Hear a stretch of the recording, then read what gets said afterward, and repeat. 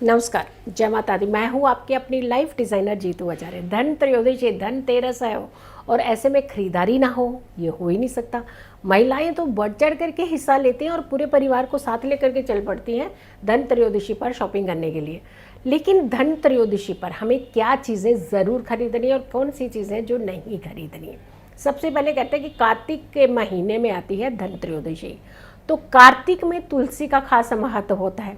कहते हैं जो लोग इस समय तुलसी खरीदते हैं और धनतेरस पर तुलसी खरीद करके लाते हैं, उनके घर में हमेशा धन की वर्षा रहती है। दूसरा, सुखों की वर्षा रहती है। तीसरा, उसके घर में कोई भी किसी भी तरीके का रोग नहीं रहता है। तो तुलसी ज़रूर खरीदेगा और तुलसी को जब आप खरीदें तो एक चुनरी उड़ा करके ले करके घर आए तो तुलसी का पौधा आप अपने घर के गमले में लगा दीजिएगा। लेकिन सूर्य अस्त के बाद नहीं, आपने सूर्य अस्त से पहले पहले ये तुलसी का पौधा लगाना है और उसे अपने घर के अंदर लगा देना। झाड़ू जो लक्ष्मी का ही कारक कहा जाता है, तो झाड़ू ज़रूर लाना है। लेकिन झाड़ू को भी आपने ऐसे खाली नहीं लाना है। लाल रंग का धागा ले जाइएगा, उसके धागे लपेट करके ही आपने झाड़ू को अपने घर के अंदर लेकर के आना है।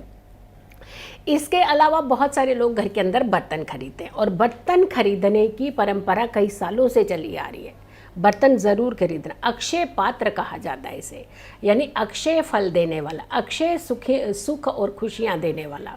तो ऐसे में जब अक्षय की बात आती है तो कौन सा ऐसा पात्र होना चाहिए जो हमें अक्षय फल देता हो। तो आपने अपने घर के लिए सिर्फ और सिर्फ कोशिश कीजिएगा कि पीतल का बर्तन खरीदिएगा। अगर पीतल का नहीं खरीद पा रहे हैं, आपको लगता है कि बहुत एक्सपेंसिव पड़ रहा है, तो स्टील का खरीद लीजिए। लेकिन कोशिश यही करनी चाहिए, पात्र चाहे छोटा हो बड़ा हो, लेकिन पात्र आपको अगर पीतल का खरीदते हैं तो ज़्यादा शुभता प्रदान करते हैं। मिट्टी का बर्तन भी इस दिन लिया जाता है, लेकिन ध्यान रखना है मिट्टी का बर्तन खंडित नहीं होना चाहिए। तो ये बर्तन कोई सा भी आप अपने घर के अंदर लेकर के आ रहे हैं, उसमें कुछ दाने चावल के और सिक्का रख करके ही इसे अपने घर के अंदर लेकर के आइएगा। तो ये बहुत शुभ फल देने वाला होता है, शुभता प्रदान करता है। स्फटिक की माला कहते हैं इस समय ज़रूर खरीदनी चाहिए, इस दिन आपको ज़रूर खरीदनी चाहिए धनतेरस पर। और 10 नवंबर की जो धनतेरस है आपके जीवन में पूरा साल खुशियाँ बरसात करेगी। रुद्राक्ष की माला भी खरीद सकते हैं, लेकिन स्फटिक की माला खरीदना ज़्यादा शुभता प्रदान करता है। चांदी खरीदना बहुत अच्छा माना जाता है। चांदी की मूर्तियाँ, पीतल की मूर्तियाँ और साथ के साथ चांदी के आभूषण, चांदी के आप कुछ बर्तन, ये सब चीज़ें आप चांदी की चीज़ों को खरीदना शुभता प्रदान करता है। और चंद्रमा जो है वो बहुत प्रसन्न शांत चित्त होता है और चंद्रमा का हमारे जीवन में बहुत बड़ा रोल भी होता है। शंख खरीदना इस समय बहुत अच्छा माना जाता है, बहुत शुभ माना जाता है। तो शंख आप इस समय खरीद सकते हैं। धातुओं में तो बहुत सारी चीज़ें हमने करी, ज्वेलरी खास करके अगर के महिलाएं खरीदना चाहती हैं तो खरीद सकती हैं। इलेक्ट्रॉनिक चीज़ें लोग खरीदते हैं। बहुत सारे लोग घर के अंदर की इलेक्ट्रॉनिक सामान जो होता है वो धनतेरस पर ही खरीदते हैं। खरीदने में मनाही नहीं है, लेकिन खरीदते समय ये ध्यान रखिएगा जब भी आप कोई इलेक्ट्रॉनिक, कोई मशीनरी का सामान आप खरीदते हैं तो उसे चर मुहूर्त में खरीदिएगा। मुहूर्त हम ऑलरेडी बता चुके हैं, ऑलरेडी हमारी यूट्यूब चैनल पर ही है कि कौन से मुहूर्त में इलेक्ट्रॉनिक सामान खरीदना चाहिए, कौन से मुहूर्त में आपने मूर्तियाँ और ज्वेलरी खरीदनी चाहिए, कौन से मुहूर्त में आपने घर के अंदर की खाद्य सामग्री खरीदनी चाहिए।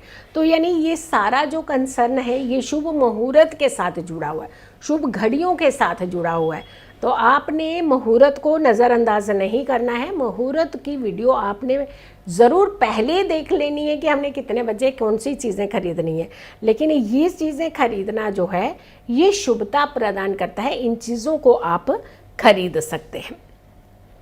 और क्या क्या खरीदना चाहते हैं, कुछ लोग गाड़ी खरीदना चाहते हैं, वाहन खरीदते हैं, बहुत अच्छा है, वाहन खरीदना अच्छा माना जाता है।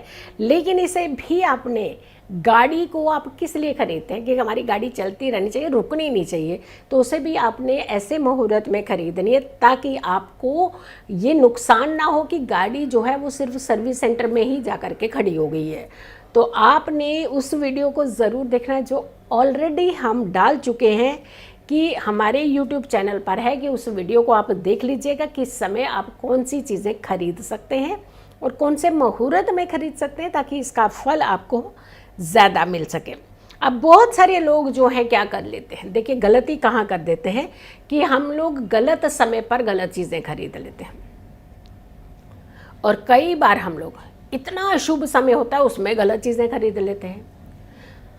दीपावली का समय आता है, बहुत सारे लोग जो होते हैं तामसिक चीज़ें ज़्यादा पसंद करते हैं। उस समय अल्कोहल खरीद के रख लेंगे, धनतेरस पर ही खरीद देते हैं, फिर सारा साल फिर टल्ली। कैसा रखता है, अच्छा नहीं लग रहा ना सुनना ये वर्ड, नहीं।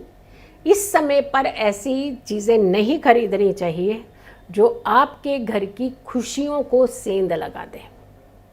देखिए जो जितना भी लोग अल्कोहल लेते हैं, ज़्यादातर लोग देखिए वो स्व खुशी के लिए ले लेते हैं, लेकिन आसपास के लोग सारे खुश हैं, ये ध्यान रखना भी तो ज़रूरी है ना। ये जो त्योहार पर्व आते हैं, यहाँ सारे घर के सदस्यों की खुशी का सवाल होता है।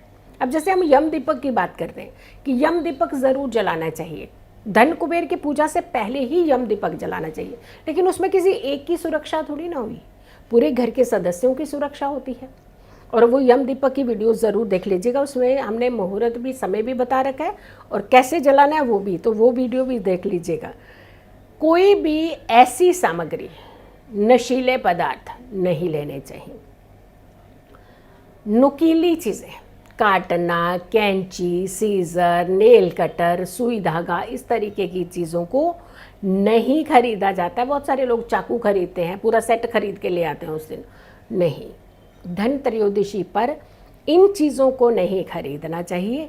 जो चीज़ें कोई भी किसी भी तरीके का अलगाव यानी अलग करने का इस्तेमाल करती हो, तो आपने ध्यान रखना है, इन चीज़ों को आपने नहीं खरीदना है।